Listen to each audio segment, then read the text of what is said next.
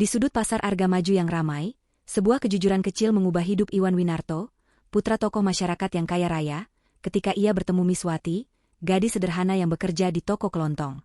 Namun, cinta mereka harus menghadapi ujian berat dari fitnah, pengkhianatan, dan perjuangan untuk mempertahankan harga diri di tengah tekanan keluarga yang penuh intrik. Kota Argamaju berdiri dengan pesona sederhana di tepian Sungai Cikapundung, sebuah kota kecil di Jawa Barat yang dihiasi perbukitan hijau dan pasar tradisional yang ramai.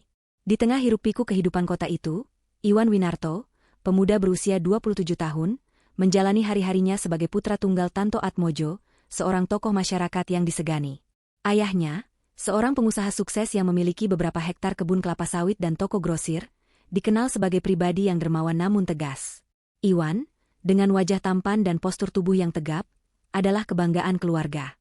Ia lulusan universitas ternama di Jakarta, kini bekerja sebagai manajer di salah satu perusahaan milik ayahnya. Kehidupannya serba berkecukupan, dengan mobil mewah dan rumah besar yang berdiri megah di pusat kota.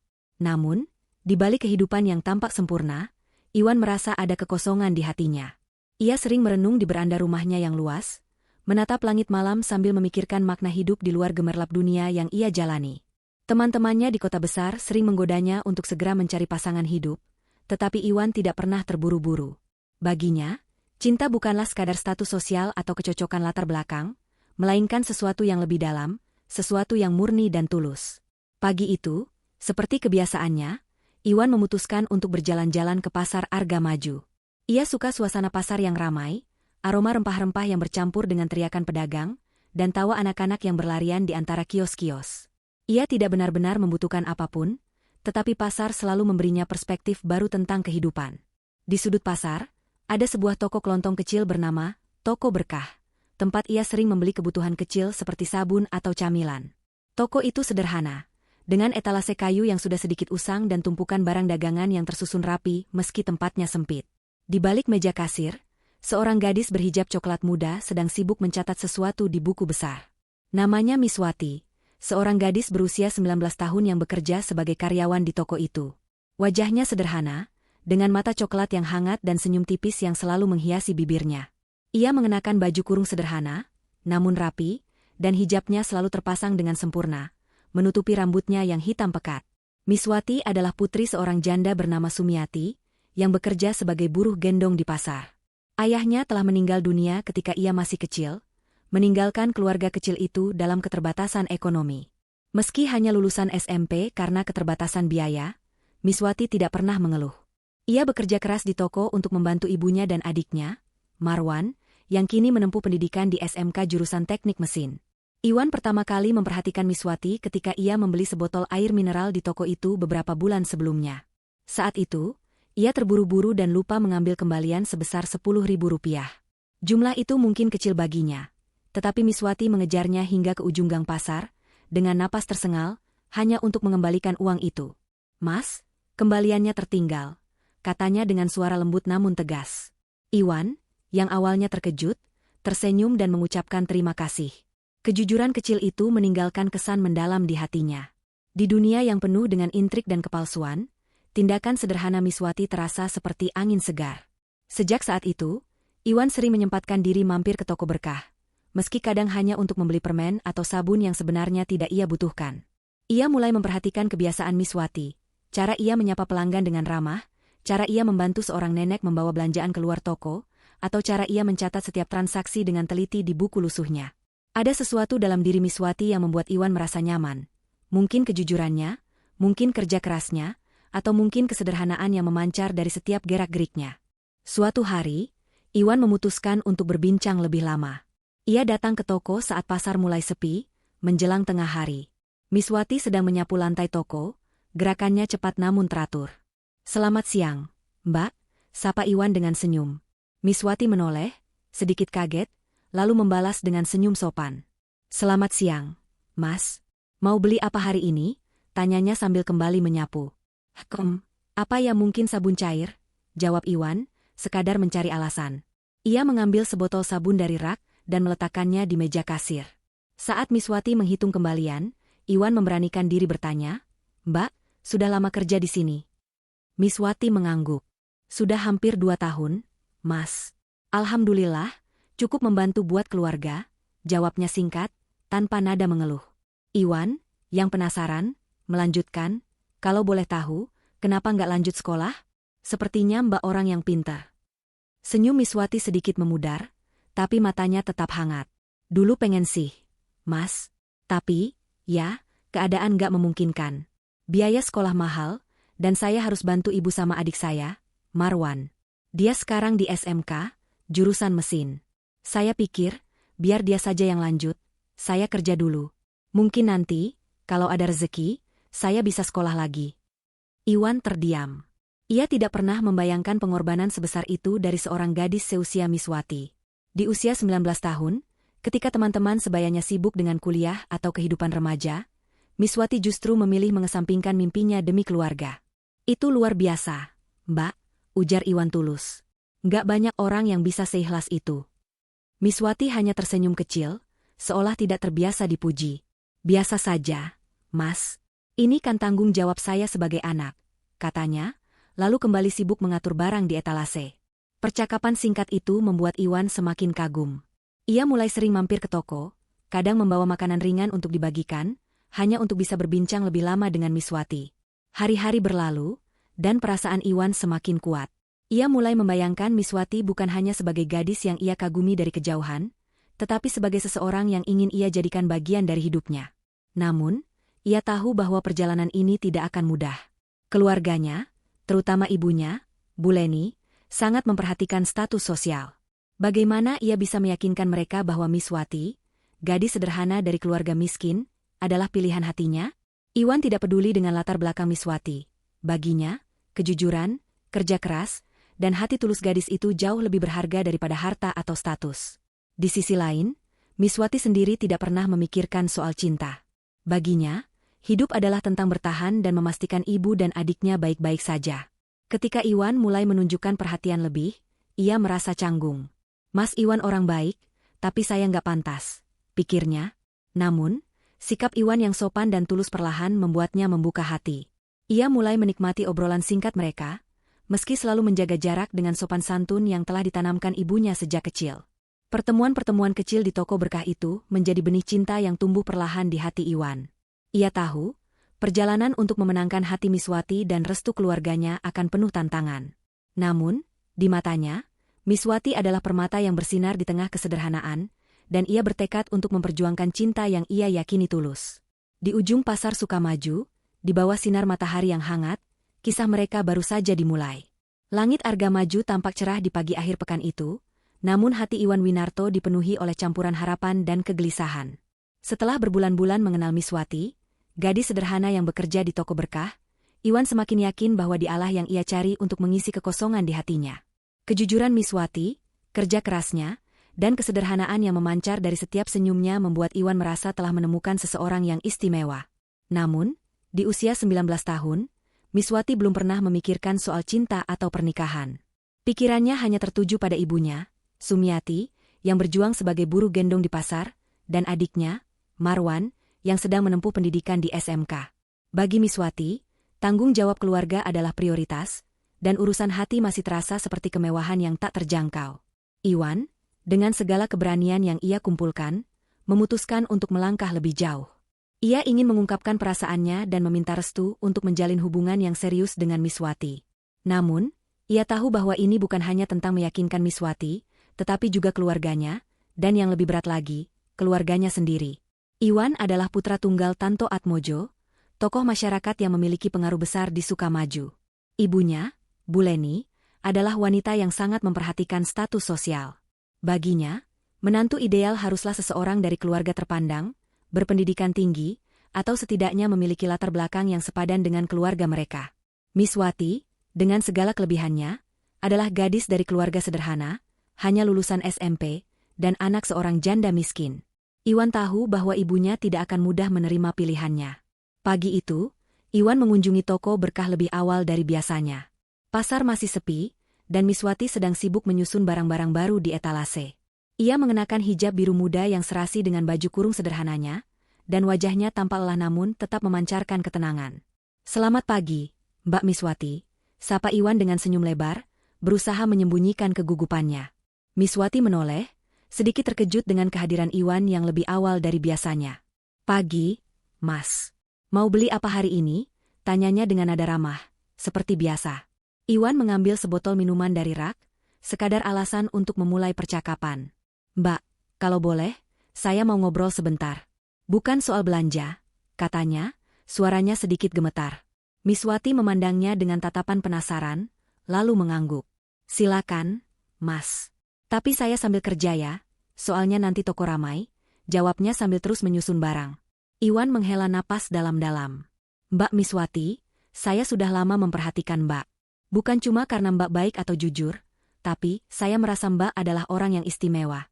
Saya serius. Saya ingin mengenal Mbak lebih jauh, bukan cuma sebagai teman," ucap Iwan, berusaha menjaga nada suaranya tetap tenang meski jantungannya berdegup kencang.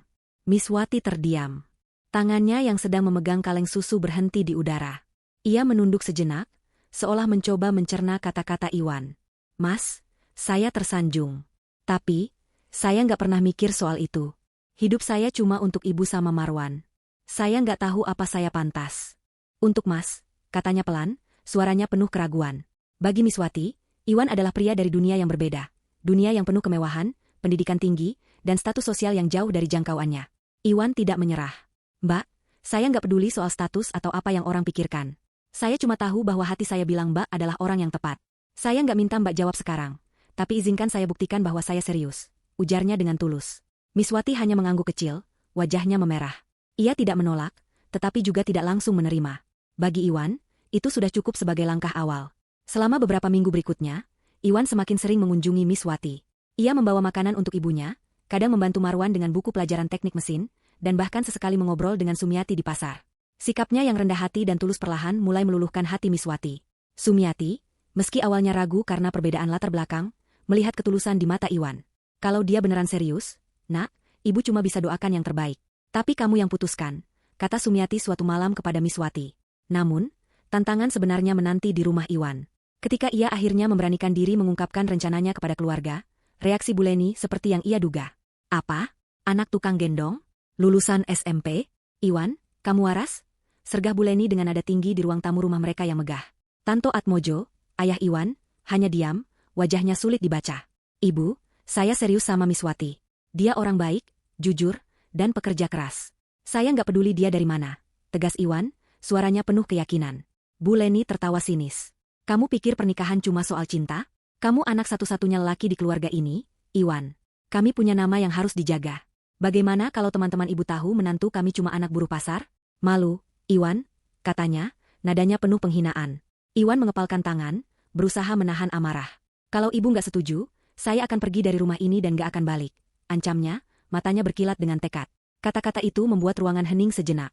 Tanto, yang selama ini diam, akhirnya angkat bicara. "Iwan, kamu yakin dengan pilihanmu?" tanyanya dengan nada yang lebih tenang. Iwan mengangguk tegas. "Saya yakin, Bapak. Saya nggak mau menyesal karena nggak memperjuangkan orang yang saya sayang." Tanto menghela napas panjang, lalu menoleh ke istrinya. "Leni, dia anak kita. Kalau ini pilihannya, kita nggak bisa memaksa. Tapi pikirkan baik-baik, Iwan. Ini bukan cuma soal kamu, tapi juga masa depan keluarga." Bu Leni tetap menentang, tetapi ancaman Iwan untuk meninggalkan rumah membuatnya terpojok. Sebagai ibu dari 4 anak, dengan Iwan sebagai satu-satunya putra, ia tidak ingin kehilangan anaknya. Dengan berat hati, ia akhirnya menyetujui, meski dengan syarat pernikahan harus dilakukan secara sederhana, tanpa pesta mewah yang biasa diadakan keluarga mereka. "Ini demi kamu, Iwan. Tapi jangan harap ibu akan senang dengan ini," katanya dingin. Iwan tidak peduli dengan sikap ibunya. Baginya, restu itu sudah cukup untuk melangkah. Ia kembali menemui Miswati dan keluarganya, kali ini dengan niat yang lebih serius, melamar. Di rumah sederhana Miswati, yang hanya berdinding anyaman bambu, Iwan duduk bersama Sumiati dan Marwan. Dengan penuh hormat, ia menyampaikan niatnya untuk menikahi Miswati. Sumiati, meski masih ragu, melihat ketulusan Iwan dan akhirnya memberikan restu. Miswati, yang awalnya bimbang, akhirnya mengangguk, hatinya tersentuh oleh perjuangan Iwan. Pernikahan mereka diadakan secara sederhana di rumah Sumiati, dengan hanya keluarga dekat dan beberapa tetangga sebagai saksi. Miswati mengenakan kebaya sederhana dan hijab putih, sementara Iwan tampak gagah dengan beskap sederhana. Meski tanpa kemewahan, suasana penuh kehangatan dan doa. Namun, di balik kebahagiaan itu, Iwan tahu bahwa perjalanan mereka baru saja dimulai. Penolakan Bu Leni yang masih tersimpan di hatinya menjadi bayang-bayang yang akan menguji cinta mereka di masa depan. Pernikahan sederhana Iwan Winarto dan Miswati telah usai, meninggalkan kenangan hangat di hati mereka berdua. Rumah sederhana Sumiati di pinggir kampung Sukamaju dipenuhi tawa dan doa dari tetangga, meski tanpa kemewahan yang biasa menyertai pernikahan keluarga Tanto Atmojo. Miswati, dengan kebaya putih dan hijab sederhana, tampak berseri di sisi Iwan, yang memandangnya dengan penuh cinta. Namun, di balik kebahagiaan itu, Miswati tahu bahwa kehidupan barunya sebagai istri Iwan tidak akan mudah. Ia kini harus tinggal di rumah keluarga Tanto, sebuah rumah besar di pusat kota Sukamaju yang lebih mirip istana bagi gadis kampung seperti dirinya. Hatinya dipenuhi harap sekaligus kecemasan, terutama karena sikap Buleni, ibu mertuanya, yang dari awal tidak menyukai kehadirannya. Hari pertama Miswati pindah ke rumah mertua terasa seperti masuk ke dunia baru. Rumah itu megah, dengan lantai marmer mengkilap, perabotan kayu jati yang diukir indah, dan taman depan yang terawat rapi. Dua pembantu, Embok Sari dan Bei Inah, bekerja penuh waktu untuk menjaga kebersihan dan kebutuhan rumah. Namun, meski ada pembantu, Buleni seolah memiliki rencana lain untuk menantu barunya. Miswati, kamu sudah terbiasa kerja keras, kan? Di sini, semua harus rapi dan teratur. Jangan sampai rumah ini kotor gara-gara kamu, ujar Buleni dengan nada dingin di pagi pertama Miswati di rumah itu. Miswati hanya mengangguk, berusaha menahan perasaan tidak nyaman. Ia ingin membuktikan bahwa ia bisa menjadi menantu yang baik, meski latar belakangnya jauh berbeda. Iwan, yang bekerja sebagai manajer di perusahaan ayahnya, berangkat pagi dan pulang sore setiap hari. Ia sering meninggalkan Miswati di rumah, tanpa mengetahui apa yang terjadi di dalamnya. Buleni, dengan sengaja, membebankan pekerjaan rumah yang berat kepada Miswati. Mulai dari menyapu seluruh rumah, mencuci pakaian keluarga tanpa mesin cuci, hingga membersihkan jendela-jendela besar yang sulit dijangkau. Kamu kan kuat, di kampung pasti biasa kerja begini, kata Buleni dengan senyum tipis yang penuh sindiran.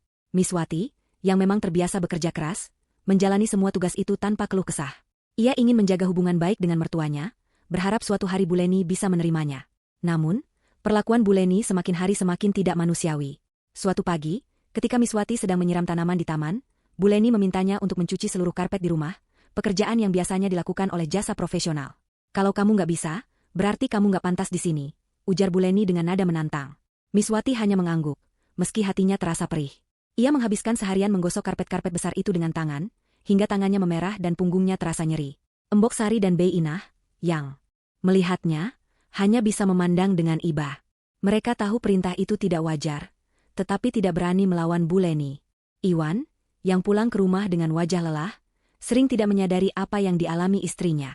Miswati selalu menyambutnya dengan senyum, menyembunyikan rasa sakit di hatinya. Kamu nggak capek, sayang? Kok kelihatan lelah?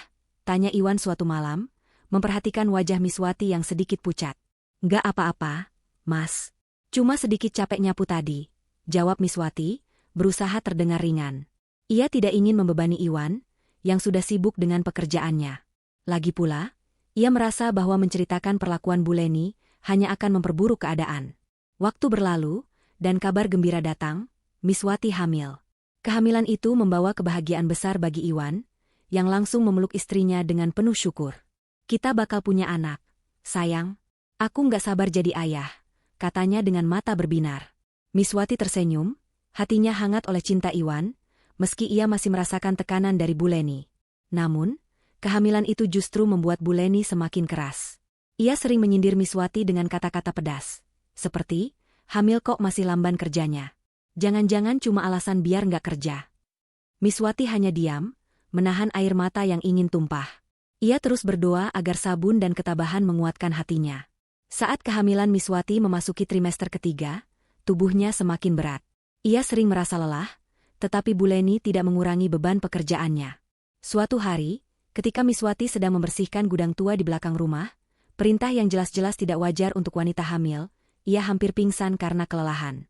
Embok Sari, yang kebetulan lewat, buru-buru membantunya duduk.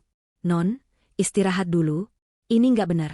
Kamu lagi hamil, bisik Embok Sari dengan nada khawatir. Miswati hanya tersenyum tipis. Terima kasih, Embok.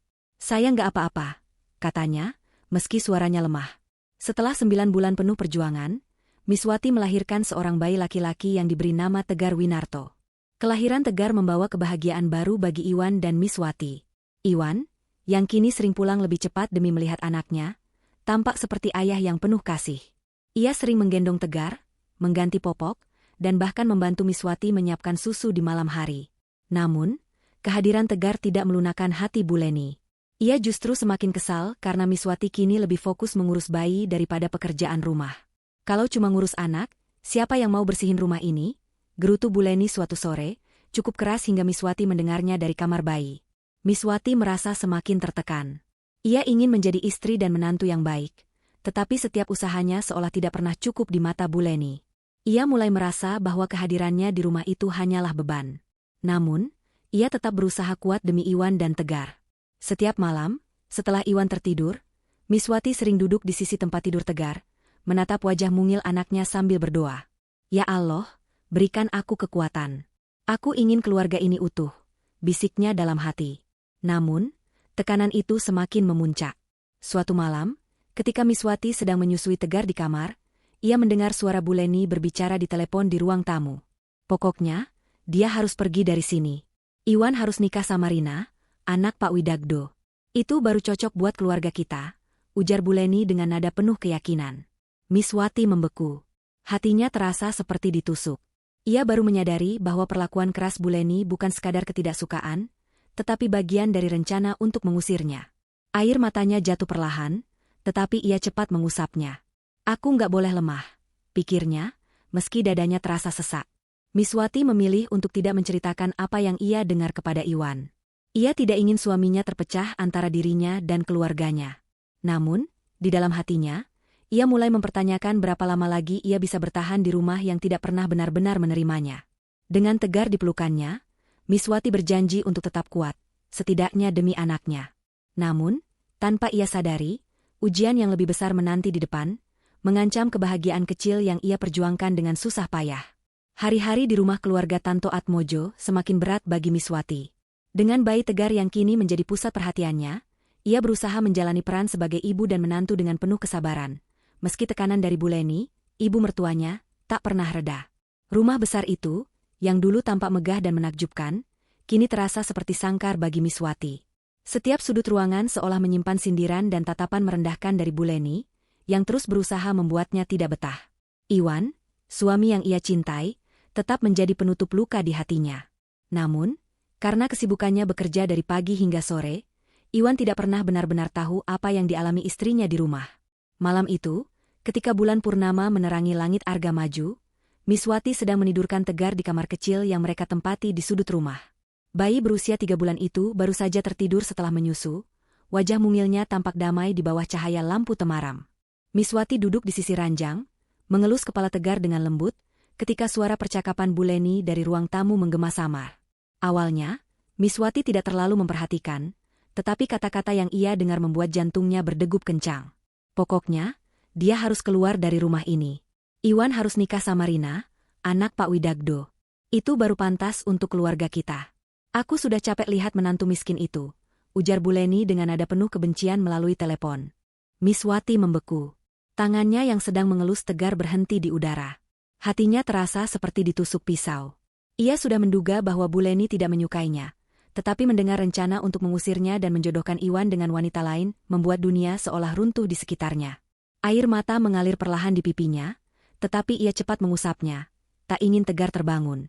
Ya Allah, apa salahku? Bisiknya dalam hati, suaranya nyaris tak terdengar. Meski hancur, Miswati memilih diam. Ia tidak ingin membebani Iwan dengan konflik antara dirinya dan mertuanya. Ia tahu betapa Iwan mencintai keluarganya, dan ia tidak ingin suaminya terpecah antara cinta dan kewajiban. Hari-hari berikutnya, Miswati berusaha menjalani rutinitas seperti biasa. Ia tetap mengurus Tegar, membersihkan rumah sesuai perintah Bu Leni, dan menyambut Iwan dengan senyum setiap sore. Namun, di dalam hatinya, luka itu terus menganga. Setiap kali Bu Leni melewatinya, tatapan dingin mertuanya terasa seperti cambuk. Embok Sari dan Bei Inah, 2 pembantu rumah tangga, sering memandangnya dengan iba, tetapi mereka tidak berani berbuat apa-apa. Non, sabunnya. Bu Leni memang keras, tapi Tuhan lihat kok, bisik Embok Sari suatu hari saat membantu Miswati melipat pakaian. Miswati hanya tersenyum tipis. Terima kasih, Embok. Saya cuma bisa berdoa. Namun, ujian terberat datang tak lama kemudian. Suatu pagi, rumah keluarga Tanto mendadak heboh. Bu Leni berteriak dari kamarnya, memanggil semua orang dengan nada panik. Gelangku hilang. Gelang emas yang aku beli dari Singapura itu. Pasti ada yang mencuri. Serunya, wajahnya memerah karena marah. Iwan, yang kebetulan belum berangkat ke kantor, bergegas ke kamar ibunya, diikuti oleh Miswati yang membawa Tegar di gendongan. Tenang, Bu. Mungkin cuma salah taruh. Kita cari dulu, ujar Iwan, berusaha menenangkan. Namun, Bu Leni tidak mau mendengar. Matanya langsung tertuju pada Miswati, yang berdiri di ambang pintu dengan wajah cemas. Kamu, Miswati, pasti kamu yang ambil. Siapa lagi di rumah ini yang bisa begitu? Tuduhnya dengan nada penuh penghinaan. Miswati tersentak, tubuhnya gemetar. Bu, saya nggak pernah sentuh barang ibu. Saya nggak tahu apa-apa soal gelang itu.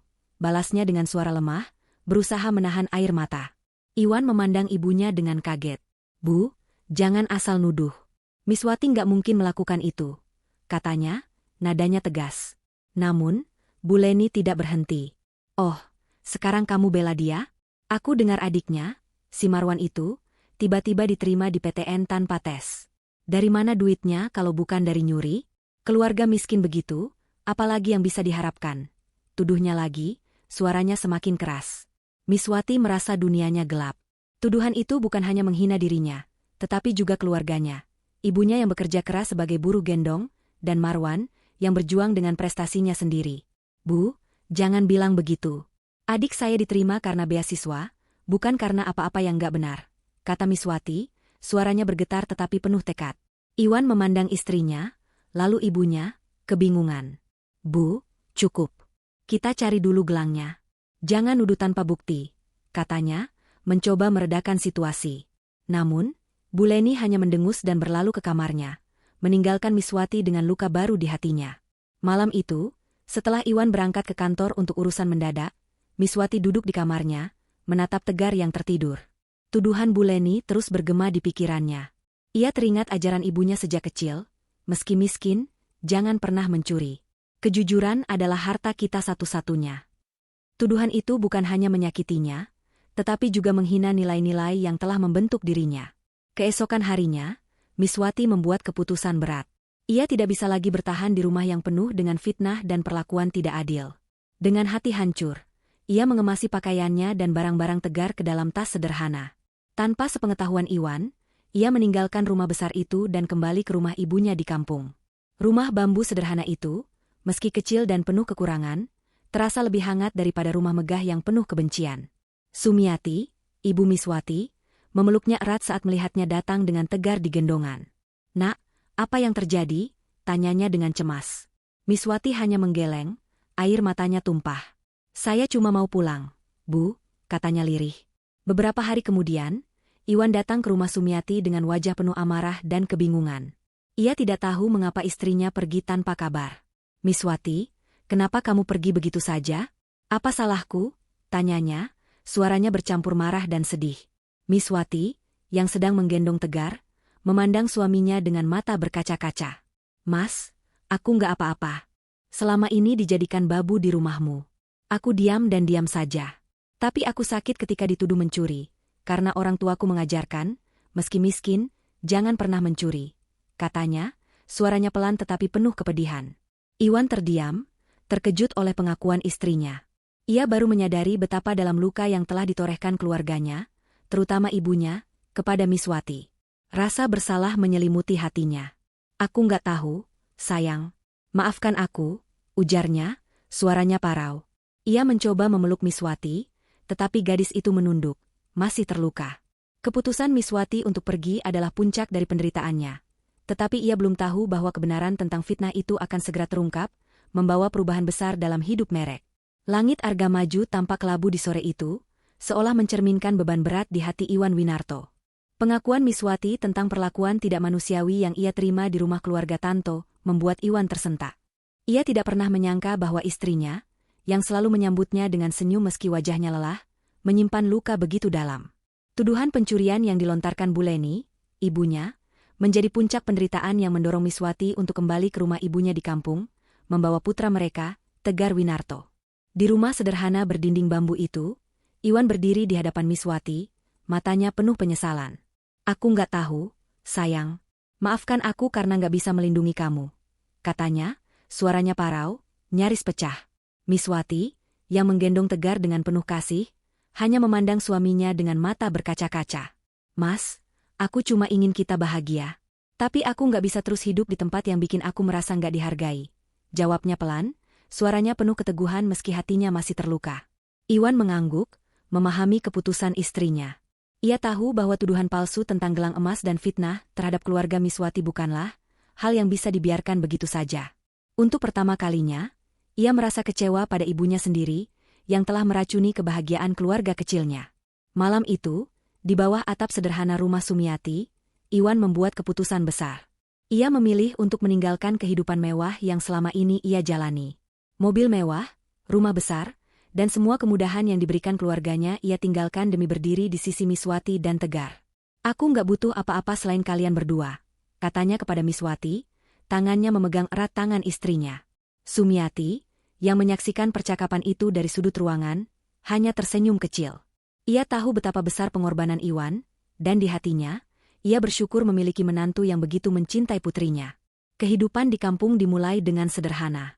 Iwan, yang terbiasa dengan kenyamanan, belajar menyesuaikan diri dengan rumah bambu yang berderit, kamar mandi sederhana, dan suasana pasar yang ramai di pagi hari. Ia mulai bekerja sebagai konsultan lepas, menggunakan keahliannya di bidang manajemen untuk membantu usaha kecil di Arga Maju. Miswati kembali bekerja di toko berkah, meski kini hanya paruh waktu agar bisa mengurus Tegar. Kehidupan mereka jauh dari kemewahan, tetapi penuh dengan kehangatan dan cinta.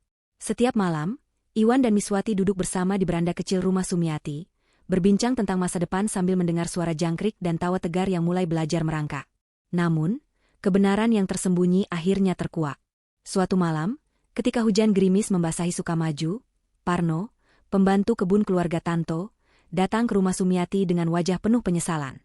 Ia tampak gugup, memegang topi capingnya dengan tangan gemetar. "Non Miswati, Mas Iwan, saya harus cerita sesuatu," katanya, suaranya pelan tetapi penuh tekad.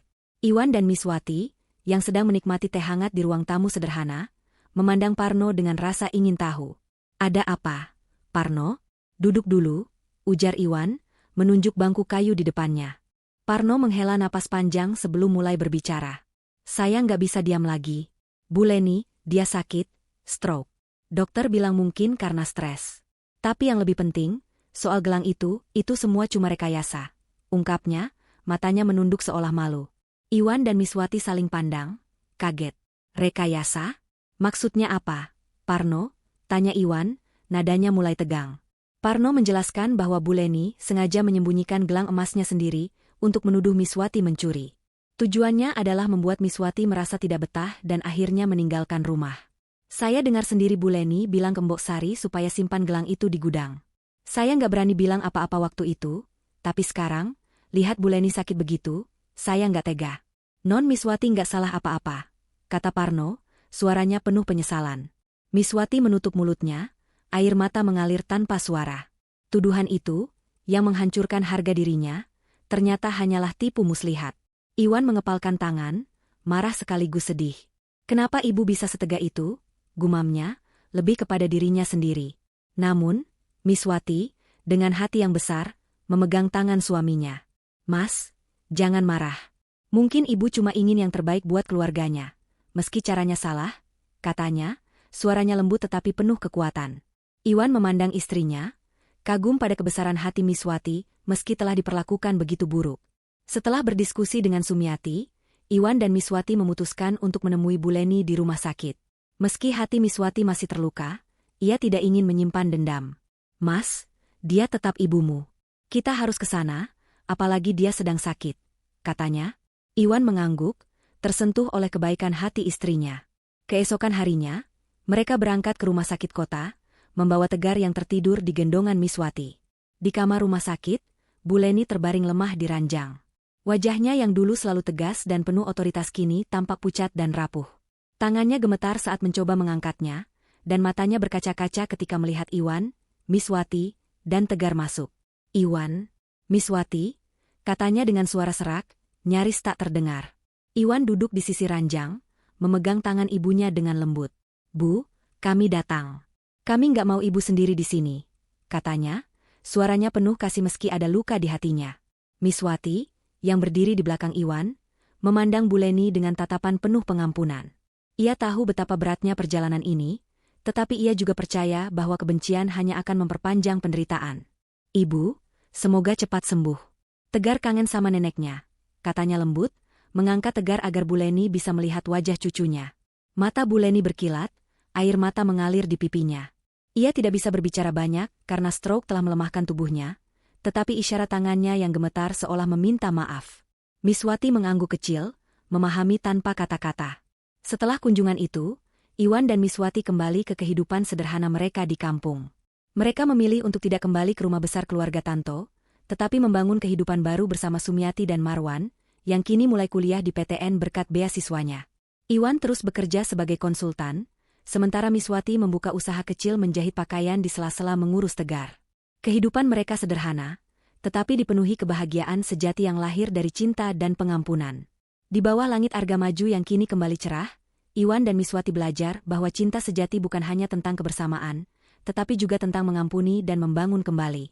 Bersama Tegar, mereka melangkah ke masa depan dengan hati yang ringan, meninggalkan luka masa lalu sebagai pelajaran berharga. Rumah kecil di kampung itu kini bukan sekadar tempat tinggal, tetapi simbol awal baru yang penuh harapan dan kasih sayang.